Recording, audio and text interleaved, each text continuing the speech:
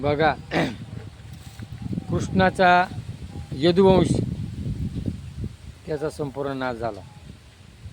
मग आता कोण? पांडव. आता असा वृत्तांत कळल्यानंतर युधिष्ठिराने स्वर्गारोहण करण्याचे ठरवले. मग युधिष्ठिराला काय जात होतं? स्वर्गात जात होतं. त्याने उत्तरेचा पुत्र परीक्षित यास अभिषेक केला. त्याच्या हाती हस्तिनापुराचे राज्य सोपवले. भीम, अर्जुन, नकुल आणि सहदेव यांच्या द्रौपदीला घेऊन त्याने स्वर्गारोहणात हिमालयाच्या दिशेने प्रयाण केले. हिमालयात गेल्यावर त्याने केदारनाथ येथे भगवान शिवाची पूजा केली. त्याने मार्गक्रमण पुन्हा चालू ठेवले. ह्या मार्गक्रमात द्रौपदीचे पतन झाले. ती पतिव्रता होती. तिच्यानंतर पतन का झाले? तिला 5 नवरे होते, तरी तिनं कोणाची अपेक्षा केली होती? कर्णाची.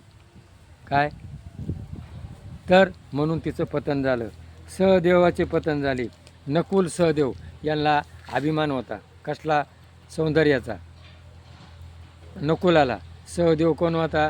ज्ञानी होता, परीक्षक होता. त्याला त्याच्या ज्ञानाबद्दल अभिमान होता. सहदेवानंतर नकुलाचे पतन झाले. त्याला रूपाचा अभिमान होता. नकुला पाठोपाठ अर्जुनाचे पतन झाले.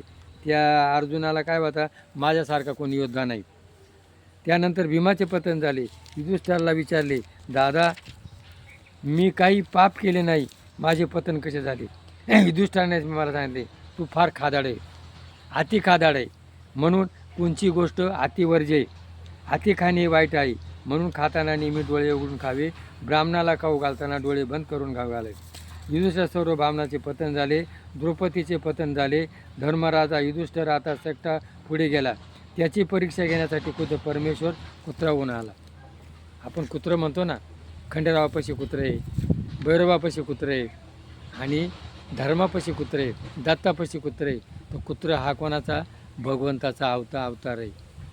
म्हणून कुत्र्याला ही भाकर घालतात, कुत्र्याचा राग करते नाही. एकटा पुढे गेला. त्याच्यापर्यंत खुद्द परमेश्वर कुत्रा बांधला. त्याच्याच चालू लागला. भगवान दुसऱ्या रूपात युधिष्ठिरासमोर येऊन उभे राहिले. त्याला म्हणाले, मी तुझ्या स्वर्गात घेऊन जाण्यास आलो आहे.